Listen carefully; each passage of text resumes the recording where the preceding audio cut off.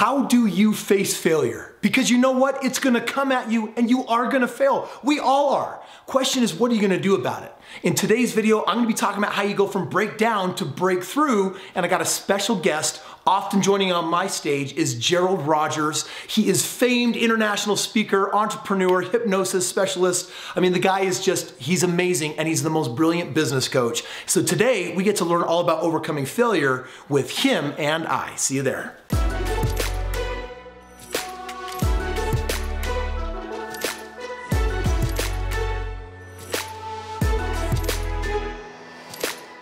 All right, I'm joined today by my good friend, Gerald Rogers. And Gerald and I have been doing events together for years. Gerald's an amazing man.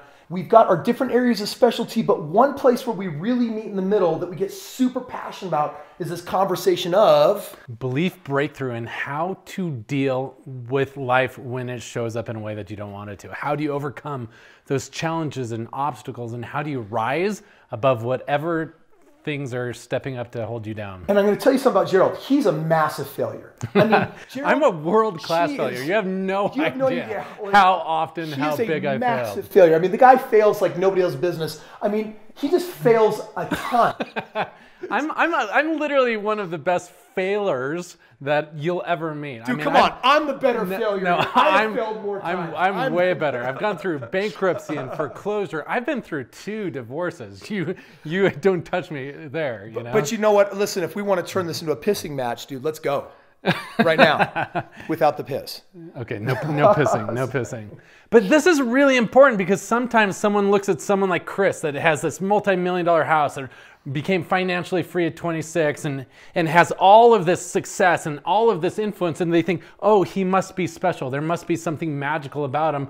But the reality is the only way this man has gotten to be here is because he's had to fail over and over and over and over again to rise to this space. So Kris, what's your favorite failure? Man, I was like, there are so many to pick from. But I have to tell you that probably my biggest failure inside the walls of my home was being newly married, super excited about, like, me and my wife, like, we're gonna conquer the world, we're gonna live life to the fullest, to the maximum. And all of a sudden I realized after I got married how different my wife and I were. And all of a sudden, like, a lot of the things that I dreamed and schemed and the things that I wanted, she wasn't really on board for anymore. At least I perceived that she wasn't on board. And so I turned into this maniac that thought I can change you. And if you've ever been in a relationship with someone that believes they can change you, it can become, it's not fun. Dude, it can it's be not unbearable. And I became, for about 5 years, Gerald, I was a beast to my wife. And all she walked away with was this idea that she wasn't good enough, she wasn't enough. And I think I broke her heart a few times. I certainly broke down her self-esteem. And like, that's embarrassing for me to bring up here, because the reality is that was 5 dark years, and I didn't see that it was me. My perception and my judgment was just naive and clouded. But once I woke up to realizing that I had been the cause of all the failure, the lack of progress, the lack of movement, I walked out of it with an entirely different perception and commitment to change, but not before first having to face the fact that I was a massive failure in my marriage. And there's so much power in being able to just acknowledge that you have failed and to figure out what you can do from there. I know a lot of your viewers are real estate investors, and yep. I spent about 8 years of my life as a professional real estate investor, invested in well over 100 homes. But my very first property, I ended up buying this big house. Colossal mistake. I didn't have a mentor. I didn't have a coach. I didn't have a team supporting me in making the right decisions.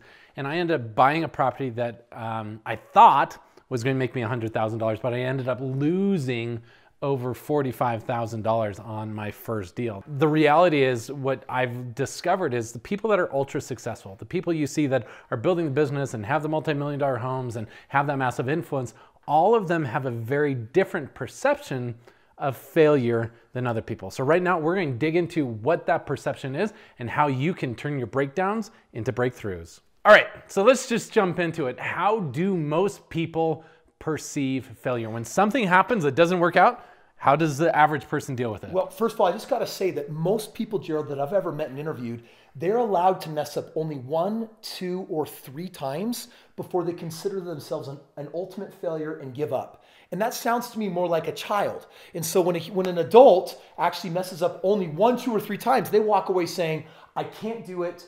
I'm incapable of doing it. I'll never be able to do it. They go into depression, they go into sadness, they'll either reflect on themselves and say they're not enough, or they'll project it on everyone else and say, you screwed me up, you screwed me over, you didn't help me, you didn't show up. And so we go into a blame mode of self, or we go into a blame mode of others. And bottom line is failure. Dude, it's a really nasty, it's like neighboring friend is depression. And it's this whole idea that says, I can't. And what's interesting is most people, they don't even try to let themselves fail because of the fear of failure. They don't even give themselves the opportunity to see if it will work or not. And then if it doesn't work out the first time, or if they get rejected, before long, they just give up. But the reality is the people that are most successful in the world, they have a very different perception. I want you to think about this analogy. I love this analogy as it relates to failure. Like imagine you have a little baby and the baby's growing up and the baby's beginning to walk. Now, how many times would you give that baby opportunities to learn how to walk without, shutting him down? I would probably give my baby like 2 or 3 times, or if he doesn't do it the first time, would you? No, I mean, I historically give my children only 3 or 4 times. 3 or 4 times. So because not just 1 or 2. If they fall down 3 or 4 times, that means they're a failure and they should. What the heck is wrong Stop with you? trying. You'll never be able to do it. Out. You suck. Right? Stick to crawling. Stop. You're going nowhere fast. Walking's just not meant for you. No, it's like ridiculous. We know that that's part of the process of learning how to walk. But for us, if we fail and lose a little bit of money in our business, or lose a little bit of money in a real estate investing deal, or whatever it is, then all of a sudden we take that to mean it's not meant for us to happen. But what would happen if we actually took that mentality as, wow, I'm just going to keep trying until I figure it out. Can I just tell you, Gerald, this is the part that just blows my mind. This is my personal experience. If you have a really big goal or a really small goal, it determines the level of failure you're going to have to experience. If you want something tiny, you might only have to fail a few dozen times, but more than the 1, 2, or 3.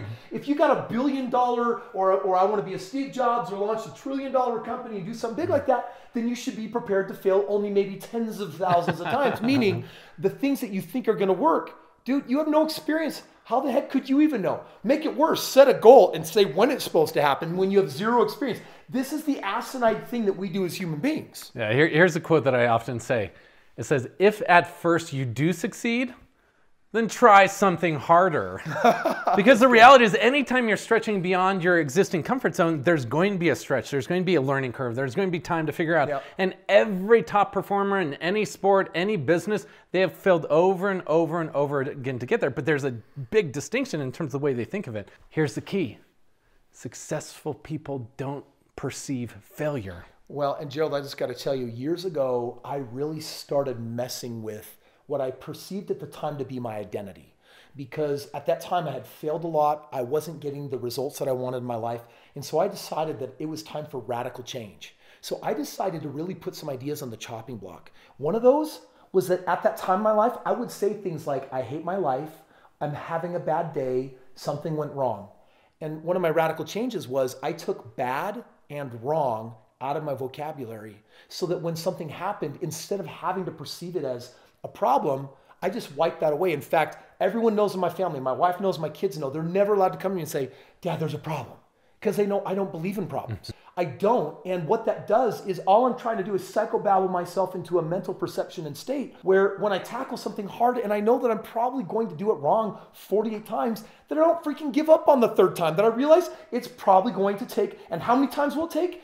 As many as it takes. Instead of like perceiving it as bad or negative or wrong or horrible, just wipe all that out of your mentality and start realizing that you have a perception problem. Fix your perception, wipe out the words that aren't serving you, working for you, wipe out the language that tears you down, and then allow yourself to go favorably into a situation so that when you fail, you immediately say, what's the lesson and what am I learning that I didn't know before, so I can augment that into my next approach. So learning is the key. And as long as you learn, then it automatically turns that experience, which might have been perceived as a failure, automatically into a success. And this is something that Tony Robbins talks about. It's like when you try something, you will get a result. That result will either be what you want or not. If it is what you want, then you're a success. If it's not what you want, then at least you get to learn something. And if you learn something, then you're a success. The only way you can possibly fail is just to not learn something and to not get the result and keep doing the same thing over and over again. You know, the problem that we have, Gerald, is that in our society, we want this immediate gratification of getting what we want. But the reality is it's not always important to get what we want, but what we actually need. When you learn a lesson instead of getting the result that you wanted, if you could do this one change, find the lesson more valuable than the result.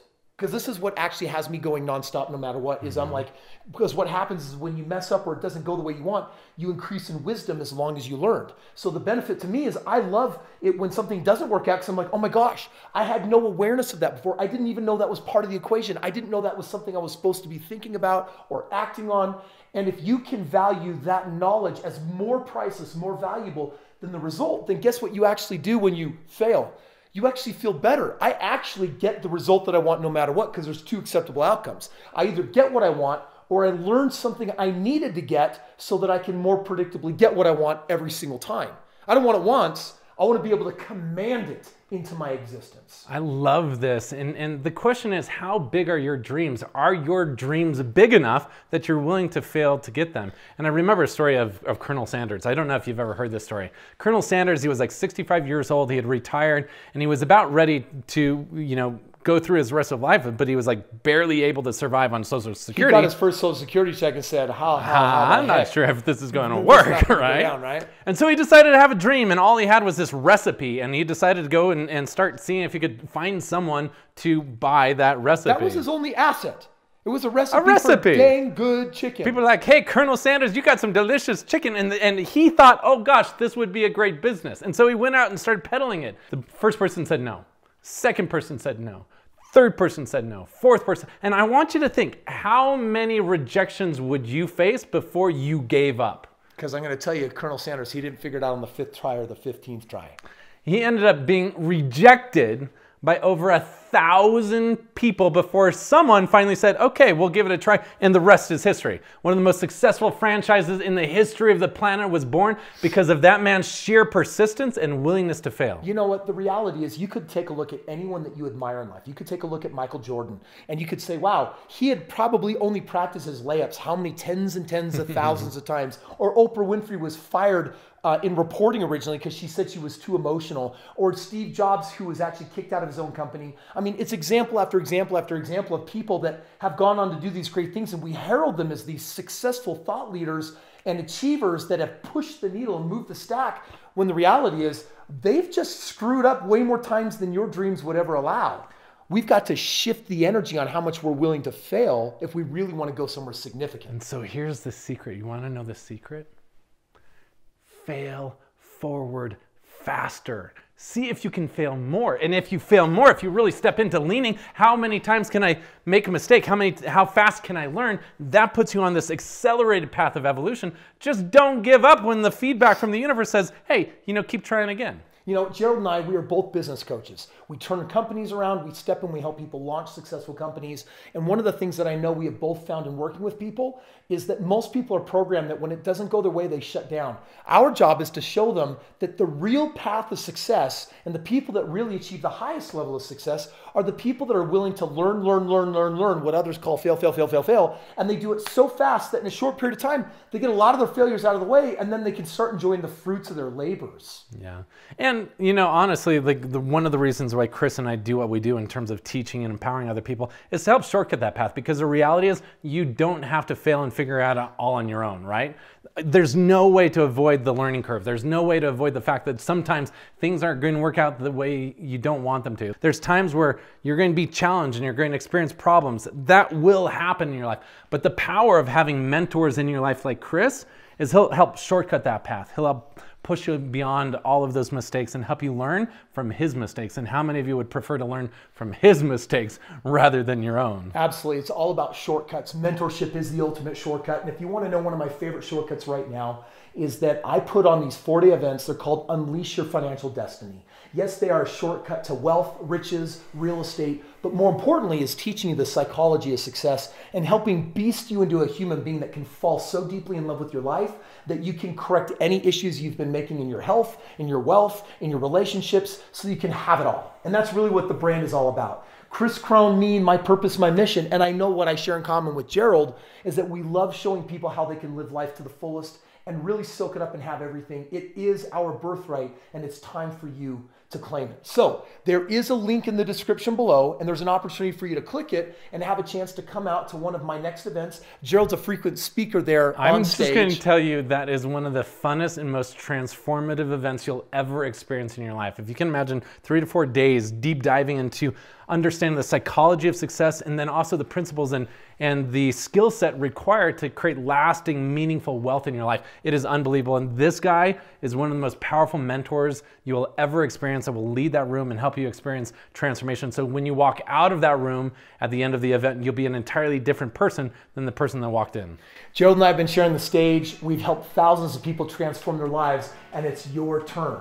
In the least, make sure that you do subscribe, give this a thumbs up, and share it with someone that's struggling with failure in their life. And next, if you're ready to actually get super serious about your life, click the link, meet us at the event, and get ready and get pumped. This is your life-changing life coming your way right here, right now.